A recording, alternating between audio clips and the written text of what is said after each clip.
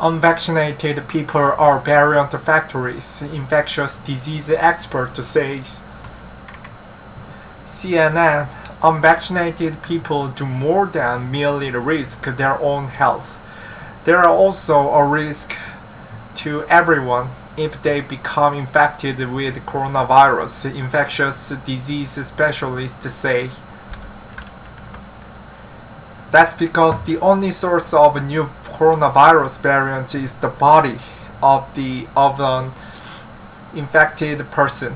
Unvaccinated people are potential variant factories. Dr. William Schaffner, a professor in the Division of Infectious Disease at Vanderbilt University Medical Center, told CNN Friday. The more unvaccinated people are, the more opportunities for the virus to multiply. Schaffner, a professor in the Division of Infectious Disease at Vanderbilt University Medical Center, said, when it does, it mutated, and it could throw off the variant mutation that is even more serious down the road. All viruses mutate, and while the coronavirus is not particularly mutation-prone, it does change and evolve. Most of the changes mean nothing to the virus, but some can weaken it. But sometimes the virus develops the random mutation that gives it the advantage, better transmissibility. For instance, or more efficient replication, or an ability to infect a great diversity of hosts. The viruses with an advantage will outcompete other viruses, and when eventually make up the majority of virus particles infecting someone. If that infected person passes the virus to someone else, they will be passing along the mutant version. If a mutant version is successful enough, it becomes the variant. But it has to replicate to do that. An unvaccinated person provides that opportunity. As mutations come up in viruses, the ones that persist are the ones that make it easier for the virus to spread in the population.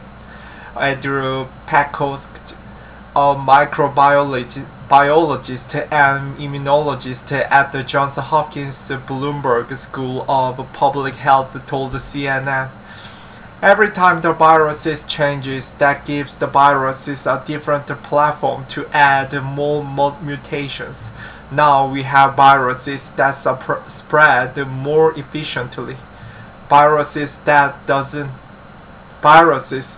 don't spread cannot mutate it.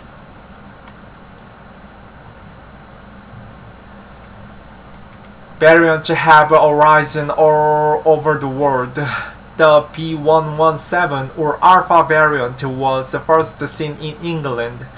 The B.1.351 or Beta variant was first spotted in South Africa. The Delta variant, also called the B.1.617.2, was seen first in India, and the US has thrown up several of its own variants, including the B.1.427 or Epsilon lineage, first seen in California, and the B.1.526 or Eta, a variant first seen in New York. Already, one new variant had swept much of the world. Last summer, a version of the virus carrying a mutation called the D614G went from Europe to the US and then the rest of the world. The change made the virus more successful. It replicated better, so that version took over from the origin strain that emerged from China. It appears before people started naming the variant, but it became the default version of the virus. Most of the newer variants added changes to D614G.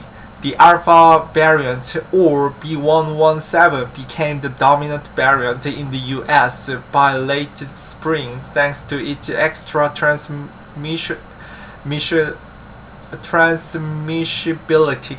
Now, the Delta variant is even more transmissional and is said to become the dominant variant in many countries, including the US.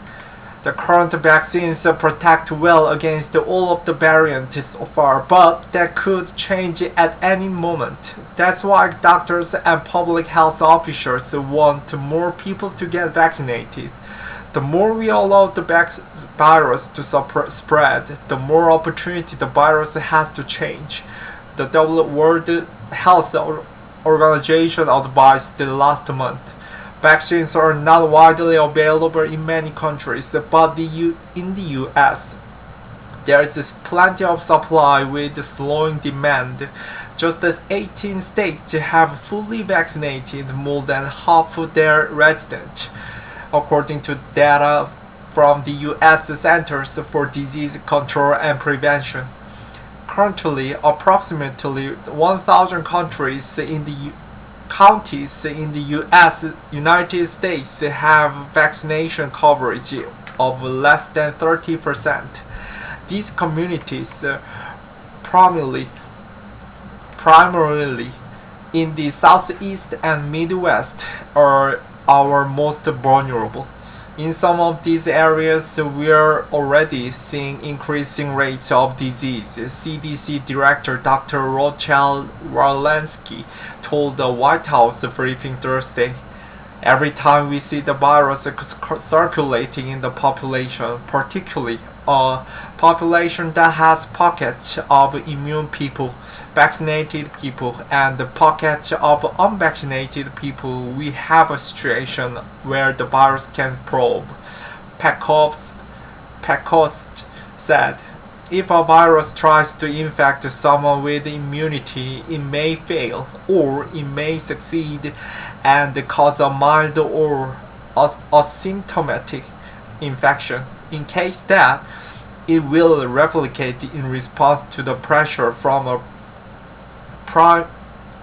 primed immune system, like a bank robber whose picture is on wanted posters everywhere. The virus that success will be the virus that makes the random change that make it look less visible to the immune system. Those populations of unvaccinated people gives the virus the change not only to spread but to change. All it takes is one mutation in one person, said Dr. Philip Landrigan, a pediatrician and immunologist at Boston College. Virginia Longmaid contributed to this story.